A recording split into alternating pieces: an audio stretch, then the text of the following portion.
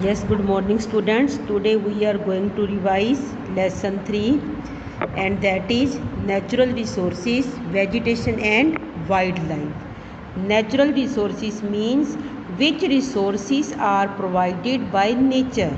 For example, land, air, water. And vegetation means trees, plants. And wildlife, you know well, wild animals. And part D, question 1. Why are the tropical rainforests known as evergreen forest? तो tropical rain forests को evergreen forest क्यों कहते हैं? Dear students, all the trees of these forests do not shed their leaves at the same time. इस forest के सभी trees एक ही बार में अपने लीव्स शेड नहीं करते. So they always appear green and that's why they are known as evergreen forests. And the question 2 is, why do the tropical deciduous forests shed their leaves during the summer season? Name 2 such trees. Beta, the tropical deciduous forests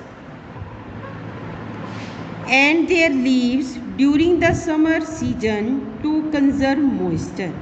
जो tropical deciduous forest हैं बेटा, वो अपने leaves during the summer season shed करते हैं. Why? To conserve moisture, moisture को conserve करने के लिए. And the third question is, write any 3 characteristics features of the trees found in the Mediterranean forests. And the point 1 is, trees of these forests are widely scattered. दूर दूर तक ये trees forest में फैले होते हैं. They have spiny, waxy, small and leathery textured leaves. तो इनकी leaves कैसी होती हैं? Spiny and waxy. They also have long roots and thick bark. इनकी रूट्स लॉन्ग होती हैं और बार्क मीन्स छाल, वो थिक होती है. The trees are able to retain moisture. ये ट्रीज मॉइस्चर को रिटेन करते हैं और इनके एग्जाम्पल हैं cork, olive. And next is, distinguish between national park and wildlife sanctuary. तो नेशनल पार्क कौन से हैं बेटा? A national park is a well defined area for the protection of wildlife. Wildlife की protection के लिए बनाए गए पार्क नेशनल पार्क कहलाते हैं. Visitors can only visit the park. जो विजिटर्स हैं वो पार्क में विजिट कर सकते हैं, आ सकते हैं. But no one has to right to use any forest products. पर बेटा किसी को भी फॉरेस्ट से कोई भी फॉरेस्ट प्रोडक्ट्स लेने की परमिशन नहीं होती. कौन कौन सी सामान की? Collection of firewood, timber from any part of the forest is totally prohibited. पूरी तरह से मनाही है फॉरेस्ट से किसी भी तरह की ये थिंग्स लेने की. Now we will come to know about wildlife sanctuary. क्या होती है?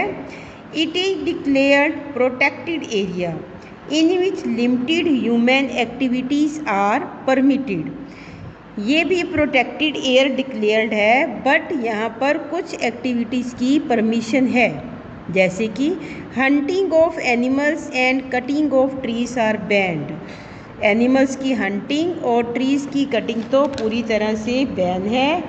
But people can collect firewood. जलाने के लिए लकड़ी ले सकते हैं people. Timber, medicinal herbs in a moderate amount.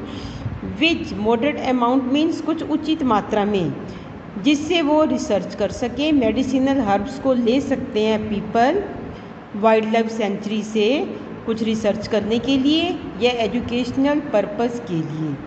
Right.